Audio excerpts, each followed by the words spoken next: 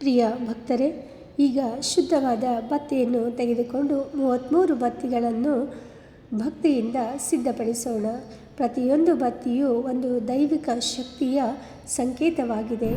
ಮನಸ್ಸಿನಲ್ಲಿ ಶ್ರೀಹರಿಯನ್ನು ಸ್ಮರಿಸುತ್ತಾ ನಮ್ಮ ಕುಟುಂಬದ ಸುಖ, ಶಾಂತಿ, ಆರೋಗ್ಯ ಮತ್ತು ಸಮೃದ್ಧಿಗಾಗಿ ಪ್ರಾರ್ಥನೆಯನ್ನು ಮಾಡುತ್ತಾ ಬತ್ತಿಯನ್ನು ಹೊಸೆಯೋಣ. ಭಕ್ತಿಯಿಂದ ಸಿದ್ಧಪಡಿಸಿದ ಈ ಬತ್ತಿಗಳು ದೀಪಾರಾಧನೆಯ ಫಲವನ್ನು ಇನ್ನಷ್ಟು ಹೆಚ್ಚಿಸುತ್ತವೆ. ಹತ್ತಿಯನ್ನು ತೆಗೆದುಕೊಂಡು ಎಳೆಗಳನ್ನು ತೆಗಿತಾ ಹೋಗಬೇಕು. ಎಳೆಗಳನ್ನು ತೆಗಿಬೇಕಾದ್ರೆ ಹಾಲನ್ನು ತೆಗೆದುಕೊಂಡು ಹಾಲನ್ನು ಬಳಸಿ, ಹತ್ತಿಯನ್ನು ತೆಗೆದುಕೊಂಡು ಹಸಿ ಹಾಲನ್ನು ಬಳಸಿ ನಾವು ಎಳೆಗಳನ್ನು ತೆಗಿತಾ ಹೋಗಬೇಕು. ಈ ರೀತಿಯಾಗಿ ಎಳೆಗಳನ್ನು ತೆಗಿತಾ ಹೋಗಬೇಕು. ಎಳೆಗಳು ತುಂಬ ತೆಳುವಾಗಿ ಇದ್ದರೆ ಬತ್ತಿಗಳು ತುಂಬ ಚೆಂದಾಗಿ ಬರ್ತವೆ. ಎಳೆಗಳನ್ನು ತೆಗೆದ ಮೇಲೆ ಅದನ್ನು ಒಂದು ಹತ್ತಿಯ ಉಂಡಿಯನ್ನು ತೆಗೆದುಕೊಂಡು ಅದರಲ್ಲಿ ಅಷ್ಟು ಎಳೆಯನ್ನು ಸುತ್ಕೊಂಡ್ಬಿಡಬೇಕು. ಇಲ್ಲದೇ ಇದ್ದರೆ ನಾವು ಬತ್ತಿ ಮಾಡಬೇಕಾದಂತಹ ಸಂದರ್ಭದಲ್ಲಿ ಗಂಟುಗಳು ಬೀಳುವಂತಹದ್ದಾಗುತ್ತೆ. ಹಾಗಾಗಿ ಅಷ್ಟು ಎಳೆಯನ್ನು ತೆಗೆದಿರುವಂತಹದ್ದನ್ನು ಒಂದು ಹತ್ತಿಯಲ್ಲಿ ಸುತ್ತಿಟ್ಕೊಂಡು ನಾವು ಬತ್ತಿಯನ್ನು ಮಾಡಬಹುದು. ಬತ್ತಿಯನ್ನು ಮಾಡಬೇಕಾದಂತಹದ್ದು ಹೇಗೆ ಅಂತಂದರೆ, ಈ ರೀತಿ ಸಿದ್ಧವಾಗಿರುವಂತಹ ಎಳೆಯನ್ನು ತೆಗೆದುಕೊಂಡು 33 ಎಳೆಗಳ ಬತ್ತಿಯನ್ನು ಸಿದ್ಧ ಮಾಡ್ಕೊಳ್ಬೇಕು. 1, 2 ಅನ್ನುವಂತಹ ರೀತಿಯಲ್ಲಿ ಕೌಂಟ್ ಮಾಡ್ತಾ ಹೋಗಬೇಕು. ನಾವು 33 ಎಳೆಗಳನ್ನು ಈ ರೀತಿಯಾಗಿ ಸುತ್ತಕೊಳ್ಬೇಕು. 33 ಎಳೆಗಳಂತಂದರೆ ಮುಂದಿನ ಬೆರಳಿನಲ್ಲಿರ್ತಕ್ಕಂತಹ ಒಂದು ಭಾಗ, ಹಿಂದಿನ ಬೆರಳಿನಲ್ಲಿರ್ತಕ್ಕಂತಹದ್ದು ಒಂದು ಭಾಗ, ಎರಡೂ ಸೇರಿಸಿದ್ರೆ 2 ಎಳೆಗಳು ಆಗ್ತದೆ. ಅದೇ ರೀತಿಯಾಗಿ ನಾವು ಬೆರಳಲ್ಲಿ ಸುತ್ತಕೊಳ್ಬೇಕಾದ ಸಂದರ್ಭದಲ್ಲಿ 33 ಎಳೆಗಳನ್ನು ತಕ್ಕೊಳ್ತಾ ಹೋಗಬೇಕು. 33 ಎಳೆಗಳಾದಮೇಲೆ ಆ ದಾರವನ್ನು ಅಥವಾ ಆ ಎಳೆಯನ್ನು ಕತ್ತರಿಸಿ ಹೂ ಬತ್ತಿಯನ್ನು ಮಾಡಬೇಕಾದ್ರೆ ನಾವು ಯಾವ ರೀತಿಯಾಗಿ ಮಾಡ್ಕೊಳ್ತೇವೋ ಅದೇ ರೀತಿಯಾಗಿ ಇಲ್ಲೂ ಕೂಡ ಮಾಡಬೇಕಾಗ್ತದೆ.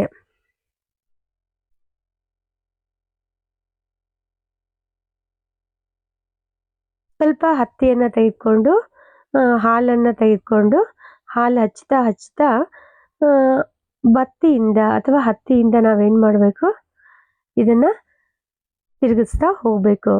ಗಟ್ಟಿಯಾಗಿ ತಿರುಗಿಸ್ತಾ ಹೋದರೆ ತುಂಬ ಚೆನ್ನಾಗಿ ಬತ್ತಿಗಳು ರೆಡಿ ಆಗ್ತವೆ. ಈ ರೀತಿಯಾಗಿ ಸ್ವಲ್ಪ ಹಾಲನ್ನು ಹಚ್ತಾ ಸ್ವಲ್ಪ ಹತ್ತಿಯನ್ನು ಕೂಡ ಅದರಲ್ಲಿಡ್ತಾ ತಿರುಗಿಸ್ತಾ ಹೋಗಬೇಕು. ಈ ರೀತಿಯಾಗಿ ಮಾಡೋದ್ರಿಂದ 33 ಎಳೆಗಳ ಬತ್ತಿ ರೆಡಿ ಆಗ್ತದೆ. ಅಧಿಕ ಮಾಸದಲ್ಲಿ 33 ಬತ್ತಿಗಳನ್ನು ಅಂದರೆ 33 ಜೋಡಿ ಬತ್ತಿಗಳನ್ನು ಮಾಡ್ಕೊಳ್ಳೋದಕ್ಕೆ ಅನುಕೂಲ ಆಗಿಲ್ಲ ಅಂತಂದರೆ ಈ ರೀತಿಯಾಗಿ ಒಂದು ಬತ್ತಿಯನ್ನು ಹಚ್ಚೋದ್ರಿಂದ 33 ಬತ್ತಿ ಹಚ್ಚಿರುವಷ್ಟು ಪುಣ್ಯ ಲಭಿಸುತ್ತದೆ.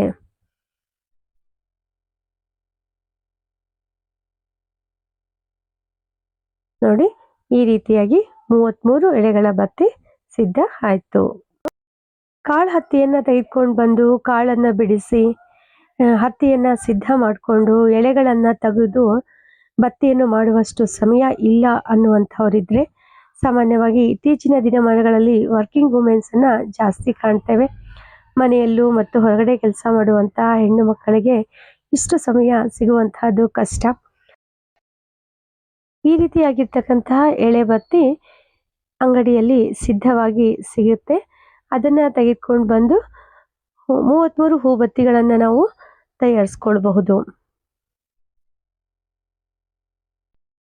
33 ಎಳೆಗಳನ್ನು ಬರಳಿನಲ್ಲಿ ಸುತ್ತಿಕೊಂಡ ಮೇಲೆ ಅದನ್ನು ಹೊರಗಡೆ ತೆಗೆದ್ಮೇಲೆ ಅದು ತುಂಬ ದಪ್ಪ ಇರೋದ್ರಿಂದ ಎಳೆಗಳು ನಮಗೆ ಹೂ ಬತ್ತಿ ಮಾಡ್ಕೊಳ್ಳೋದಕ್ಕೆ ಸ್ವಲ್ಪ ಕಷ್ಟ ಆಗುತ್ತೆ.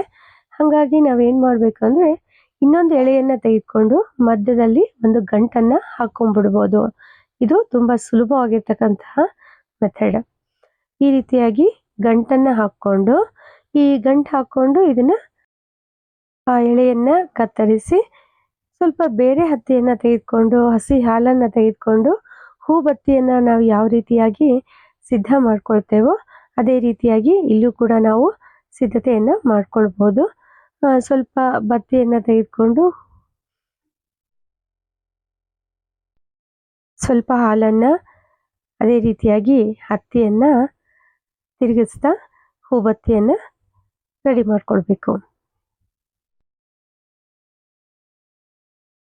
33 ಎಳೆಗಳನ್ನು ಒಳಗೊಂಡಿರುವ ಹೂಬತ್ತಿ ಸಿದ್ಧ ಆಯಿತು. ಈ ರೀತಿಯಾಗಿ 33 ಬತ್ತಿಗಳನ್ನು ನಾವು ಮಾಡ್ಕೊಳ್ಬೇಕು. ಈ 33 ಬತ್ತಿಗಳನ್ನು ತುಪ್ಪದಲ್ಲಿ ಅದ್ದಿ ತುಪ್ಪದ ಬತ್ತಿಗಳನ್ನು ಸಿದ್ಧ ಮಾಡಿಕೊಳ್ಳುವಂತಹದ್ದು. ತುಪ್ಪವನ್ನು ಕಾಯಿಸಿ ಆ ಕಾಯಿಸಿರ್ತಕ್ಕಂತಹ ತುಪ್ಪದಲ್ಲಿ ಬತ್ತಿಗಳನ್ನು ಎದ್ದಿ 33 ಬತ್ತಿಗಳನ್ನು ಈ ರೀತಿಯಾಗಿ ಸಿದ್ಧ ಮಾಡಿಕೊಳ್ಬೇಕು.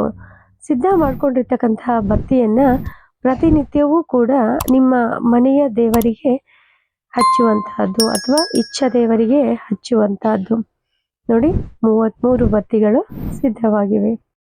ಈ ರೀತಿ ಸಿದ್ಧವಾಗಿರುವಂತಹ ಬತ್ತಿಯನ್ನು ಪ್ರತಿನಿತ್ಯವೂ ಕೂಡ ನಿಮ್ಮ ಕುಲದೇವರಿಗೆ, ಮನೆ ದೇವರಿಗೆ ಸಂಕಲ್ಪ ಮಾಡಿ ಹಿಡಿದು ಪ್ರತಿನಿತ್ಯ ಒಂದೊಂದು ತುಪ್ಪದ ದೀಗೆಯನ್ನು ಹಚ್ಚಿದರೆ ಒಂದು ದಿನ 33 ತುಪ್ಪದ ದೀಪ ಹಚ್ಚಿರುವಷ್ಟು ಫಲ ಸಿಗ್ತದೆ. ಅಧಿಕ ಮಾಸ ಪ್ರಾರಂಭದಿಂದ ಇಲ್ಲಿಯವರೆಗೂ ಕೂಡ ನಾವು ತುಪ್ಪದ ದೀಪವನ್ನು ಹಚ್ಚಿಲ್ಲ, 33 ತುಪ್ಪದ ದೀಪ ಅನ್ನುವಂಥವರು ಕೊನೆಯ ದಿನದಲ್ಲಾದರೂ ಕೂಡ ಈ ರೀತಿಯಾದಂತಹ ತುಪ್ಪದ ಬತ್ತಿಗಳನ್ನು ಸಿದ್ಧ ಮಾಡಿಕೊಂಡು ನಿಮ್ಮ ಮನೆ ದೇವರಿಗೆ ಅಥವಾ ಇಚ್ಛಾ ದೇವರಿಗೆ ಅಥವಾ ಕುಲದೇವರ ಫೋಟೋವನ್ನು ಇಟ್ಟು ಅರಿಶಿಣ ಕುಂಕುಮವನ್ನು ಏರಿಸಿ, ಗೆಜ್ಜೆ ವಸ್ತ್ರವನ್ನು ಏರಿಸಿ, ಹೂವನ್ನು ಏರಿಸಿ 33 ತುಪ್ಪದ ದೀಪವನ್ನು ಒಂದೇ ದಿನ ಸಂಕಲ್ಪ ಮಾಡಿ ಹಚ್ಚಬಹುದು. ಈ ರೀತಿಯಾಗಿ ಹಚ್ಚೋದ್ರಿಂದ 33 ದಿನದ ಪೂಜೆಯ ಫಲವೂ ಕೂಡ ಲಭಿಸ್ತದೆ. ಪ್ರಿಯ ಆಧ್ಯಾತ್ಮಿಕ ಬಂಧುಗಳೇ, ಮತ್ತೊಂದು ವಿಶೇಷ ಸಂಚಿಕೆಯೊಂದಿಗೆ ಭೇಟಿಯಾಗೋಣ. ಸರ್ವೇ ಸುಜನ ಸುಖಿನೋ ಭವಂತು.